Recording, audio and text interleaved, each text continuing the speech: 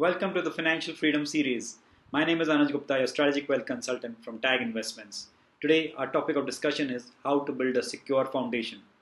So, when we compare it to building a house, so we always deal with three main people. One is the structural engineer, second is the architect, and third is the interior decorator. So, generally, people who influence us most is the interior decorator, designer, then is the architect, and the least is the structural designer. But have you ever thought who's the most important person for you out of those three while building a house? Yes, you're thinking it right, is the structural engineer. However, we talk to them the least, but they are the ones who lay the foundation of the house. Similarly, in finance, you're talking to many people, whether it is bank managers, wealth managers, agents, brokers, advisors. So, are you really aware who are you talking to? Whether it's an interior decorator, interior designer who's just wanting to give you some flowery structural fund allocation to your portfolio. In your portfolio, are you talking to an architect, or are you talking to a structural engineer who's wanting to lay a strong foundation in your financial portfolio building? Well, we act as structural engineers to your finances. Welcome to Tag Investments once again. In case if you haven't clicked on the subscribe button yet, please do subscribe our channel for future updates. Thank you so much. Moving on to the topic, how to build a secure foundation. So first, let us understand the definition of foundation, the Google definition of foundation. It says the lowest load bearing part of a building, typically below ground level, and underlying basis or principle. So we're trying to relate it to our in our financial lives, and taking analogy from a chess. So I'm sure many of us do know the game chess, and many of us would be a good chess player. So in chess, what typically happens? We are generally and constantly thinking about our moves ahead of time. Similarly, why not in terms of a finance? We are generally thinking uh, in terms of worry ahead of time. Why not plan ahead of time? Why not strategize ahead of time in terms of finances? So it's very important to lay a strong foundation when we talk to ourselves as an investor. So what does a good foundation consists of? Whether it is tracking, reviewing, and reevaluating our finances, defining your dreams on paper, charting allocations, how much to invest, where to invest, how to actually secure the foundation, make sure you're covered in terms of your insurances, invest in disciplined manner. Now, what is the investment foundation? Now, typically when we start a career, we need to think of in terms of starting a PPF account, having a health insurance, then term insurance, then buying a house for your own living and not for investment purpose, starting a SIP, which is called systematic investment plans and mutual funds, from a asset allocation diversification point of view, having some gold.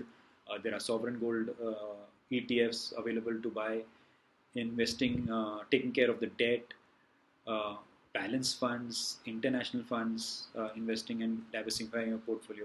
However, all these things one would have heard of, but what is the kind of order which one should go about?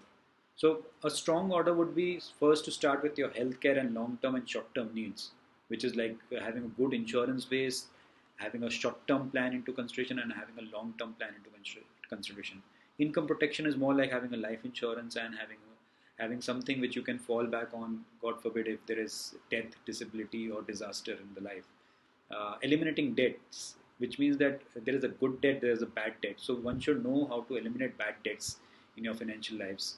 Creating an emergency kitty, 3 to 6 months is what we generally suggest, and in case if you want to be extra cautious, then 12 to 24 months is the 12 to 24 months expenses you should have as emergency kitty, and then probably you should think of investments. This is basically a strong foundation, whereas a weak foundation can be thinking of healthcare, sometimes thinking of income protection, not taking care of debt, having emergency fund, may not be having adequate emergency fund, and then starting investments irregularly. So you should have the order of priority in your mind as to how you have to build a solid foundation base for your finances. Now, there is always a core to make financial decisions. It's always noticed that when we grow up, we often spend the way our parents did, or it's just the vice versa. We just didn't like the way our parents spent their money, and we just end up doing just the opposite. Now, how the brain functions while taking any financial decisions, it's scientific. So, one we call it a upper brain, then is a lower brain, and there is something called as a middle brain. Upper brain helps us to reason as to why, where we should be investing. Lower brain helps to basically take or regulates the function of the body. The middle brain is the emotional part of, you can say, the brain, where we start taking impulsive or emotional decisions. And generally, the middle brain does not help us to make good financial decisions. So this is where we come into picture in terms of you can outsource your middle brain to us, because we generally think either from the upper brain or from the lower brain. We don't take impulsive or emotional decisions on your behalf when it comes to finances. Now, process of revision and adaptation. Now, what does this talk about? This talks about the brain actually uses repetitive decision making some context, whether decides to buy or sell, and ultimately uh, you end up not taking anything, or you end up making impulsive decisions. Now, getting to the core of how we make financial decisions. So there's something called as a left brain, and there's something called as a right brain. So one needs to understand that right brain is more on the creative side of things. They are making you aware. It's about creativity. It's about imagination. It's about intuition. It's about being more aware. Left brain is basically which helps you think analytically, logically. It reasons. So these are the core as to how you can make your financial decisions. Making the right financial decision begins with good foundation. Now, what we mean by good foundation is, now this is the starting level where you should actually see what all you need to do step by step. So one is to live a frugal life. And we are always talking about this term many a times in our previous series also. But one needs to understand that there has to be a control in the expenditure. Only then you will be able to create wealth. We've seen ample number of cases where people are rich, wealthy, but they spend on non-wanted or non-needy items, or rather, I would say they spend more on their wants rather than on the needs, and they end up not saving or as much to their capability. So one needs to control their spends.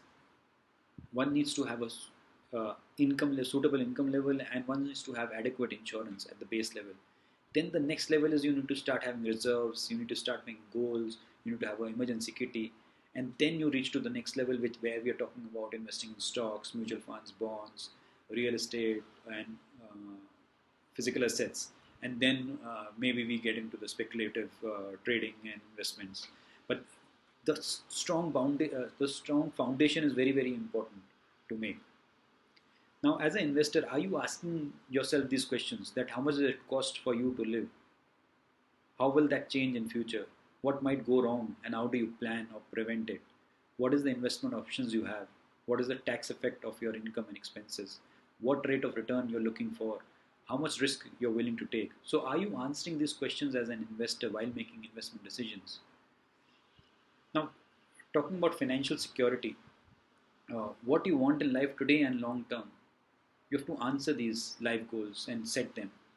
What you need to learn and question to ask: what are the investment strategies? What is the asset management strategies which you are following? Be prepared for contingencies, family security, and intergenerational planning. You need to plan ahead of time. Evaluate your relationship with tax preparer. So you need to sit down with your tax preparer and see what's their tax planning for today and tax planning for tomorrow. Go confidently in the direction of your dreams. Live the life you've imagined. That's called financial freedom. Why goal tracking is important? You need to identify the difference between the need and the greed. So many a times you need to understand what is the need for you to buy or sell, and what is the need for you to achieve the goals. And are you following the greed cycle where you're just buying unnecessary or selling unnecessarily and taking more risk for just for a handful gain, for some temporary gains which may not be permanent. So if proper foundation for need is established, then there's no problem of greed, which means that one, if your need is satisfied, then one can be greedy because you can fall back upon your need. You've taken care of your need. Now, why asset allocation? It's time to mix your portfolio into various asset classes, re-optimize and unbalance your portfolio. In terms of, when we talk unbalanced portfolio, is There can be, you might think that I have invested in A, B, C, D asset classes and my portfolio is balanced. So it's time to re-optimize and unbalance your portfolio in terms of, if you have 100 rupees, have you kept 90 rupees in one asset class and 10 rupees you've divided in next 5 asset classes. So it's time to balance and unbalance your portfolio and re-optimize your portfolio. You should also invest looking at the time frame, in terms of how many years you wish to stay invested in a particular asset class and then invest in that particular asset class. Or rather, first think of how many years you wish to stay invested and then choose the asset class, appropriate asset class. Customized allocation is the best. So there's nothing called as, okay, fine, I have 100 rupees and there are 4 asset classes, I'm going to put 25, 25, 25 rupees in each. So that may not work. So you have to rely on a customized allocation.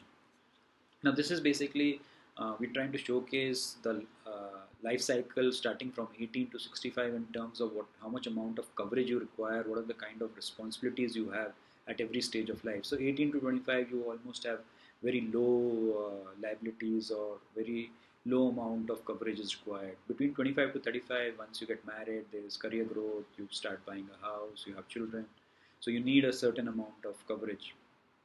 35 to 45, basically I would say this is the peak of your career, where you start saving for your children's college. You need to protect your income in terms of buying a life insurance. 45 to 50, your children are graduating, you are paying off their loans, you've taken a mortgage loan, you're paying that back. So again, you need to have adequate insurance that time. 55 to 65 is basically you're trying to settle down and look for retirement, and you want to accumulate all your savings and look for a good retirement corpus and a passive income source. The college spends of your children are going on, mortgages are typically paid off. Post 65, we typically say all your life insurance needs get over, unless you're looking for a estate planning need. Then you need to look for a whole life risk cover. So this is basically talking about the amount of coverage which you require starting from 18 to 65. Obviously, the sooner you buy, the cheaper it is in terms of life insurance. Now, what is family security and why family security? Now, to preserve a lifestyle, you need to have a life insurance. That's the bestest way of preserving your lifestyle. God forbid, in case if we are not there from day one, at least by the protection plan which we have bought in terms of life insurance coverage, we can secure our family's lifestyle.